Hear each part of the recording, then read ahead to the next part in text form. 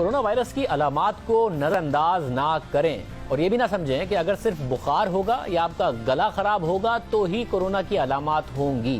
Corona کی بیشتر علامات میں چکر آنا، پیٹ خراب ہونا، الٹیاں آنا، ڈائریا ہونا بھی شامل ہے۔ آپ کو سانس لینے میں مسئلہ نہیں ہو رہا ہوگا مگر وائرس آپ کا آکسیجن لیول اتنا کم کر دے گا کہ آپ کسی بھی وقت مرنے کے قریب ہوں گے اور آپ کو پتہ بھی نہیں ہوگا۔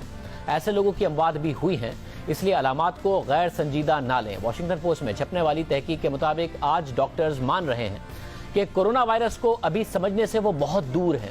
اکثر یہ پھیپھڑوں پر ہی حملہ کرتا ہے مگر یہ اس کے علاوہ دماغ، گردوں، دل یا یہاں تک کہ پاؤں کے کسی حصے پر بھی حملہ آور ہو سکتا ہے۔ آپ کے پاؤں کے کسی حصے میں، انگلیوں میں نشانات پڑ جانا، خوشبو بدبو کا فرق نہ محسوس ہونا، کھانے کا ذائقہ چلا جانا یا پھر آنکھ کا سرخ ہو جانا بھی کورونا کی نشانیوں میں شامل ہے۔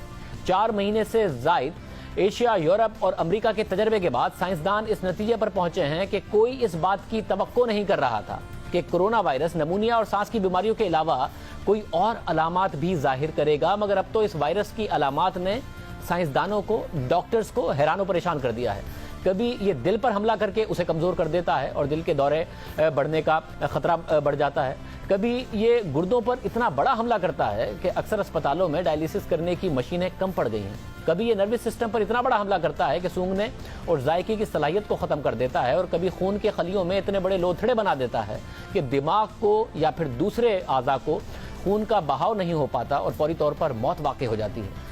یہ زیادہ عمر کے لوگوں کو اکثر اپنا شکار کرتا ہے یا ان لوگوں کو جو پہلے ہی بیماریوں سے کمزور ہوں، اور زیادہ وزن کے لوگوں پر بھی حملہ آور ہوتا ہے۔ یہ مردوں کو عورتوں کے مقابلے میں زیادہ متاثر کرتا ہے مگر پھر اچانک یہ حاملہ خواتین پر بھی حملہ آور ہو کر انہیں متاثر کر دیتا ہے۔ نوجوانوں پر یہ کبھی اثر انداز نہیں ہوتا مگر کبھی بری طرح اثر انداز ہوتا ہے۔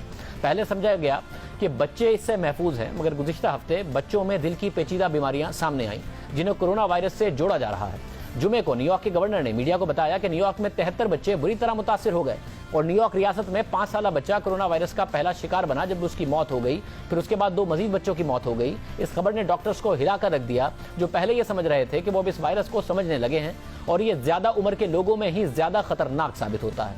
اب ماہرین کا خیال ہے کہ کورونا وائرس کو سمجھنے میں سالوں لگ سکتے ہیں کیونکہ اس کا رویہ اور کردار ماضی کے کورونا وائرس کی جو فیملی ہے اس کے وائرسز سے مختلف ہے۔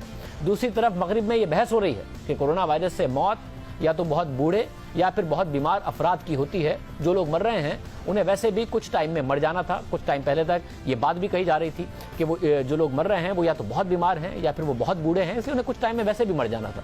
مگر یونیورسٹی آف گلاسگو کی نئی تحقیق میں مرنے والے اکثر افراد پر تحقیقات کی گئی ہیں جس کے مطابق کورونا وائرس سے مرنے والے جو لوگ ہیں ان میں مردوں کو ان کی زندگی کے 13 سال اور خواتین کو 11 سال کی زندگی سے محروم کر دیا۔ یعنی مرنے والے مردوں کو اگر کورونا نہ ہوتا تو وہ اوسطاً 13 سال اور زندہ رہتے اور خواتین 11 سال اوسطاً اور زندہ رہتی۔ اس کے علاوہ دی اکنامسٹ نے اٹلی، اسکاٹ لینڈ اور ویلز سے مرنے والوں پر تحقیق کی اور حقائق سامنے رکھے۔ ان کے مطابق کورونا وائرس سے اگر 50 سے 59 برس کے افراد کی موت واقع ہوئی ہے تو اس سے اوسطاً وہ اپنی زندگی کے 30 سال سے محروم ہو گئے۔ یعنی وائرس نہ ہوتا تو وہ 30 سال اوسطاً اور زندہ رہتے۔ اسی طرح 60 سے 69 برس کی عمر میں مرنے والے لوگ 21 سال اور زندہ رہتے۔ 70 سے 79 برس کی عمر میں مرنے والے لوگ اگر نہ مرتے تو 12 سال اور زندہ رہتے۔ 80 سے 89 برس میں جو مر گئے ان پر تحقیق سے پتہ چلا کہ ان کی زندگی کے 5 سال باقی تھے، جبکہ 90 برس سے زائد عمر کے لوگ اوسطاً 1 سال اور زندہ رہتے۔ یعنی یہ سوچنا کہ کورونا وائرس محض ان عمر رسیدہ افراد یا بیمار افراد کو مار رہا ہے جو ویسے بھی کچھ وقت کے بعد مر جاتے، غلط ہے۔ تحقیق یہ ثابت کر رہی ہے، اس لیے احتیاط کیجیے۔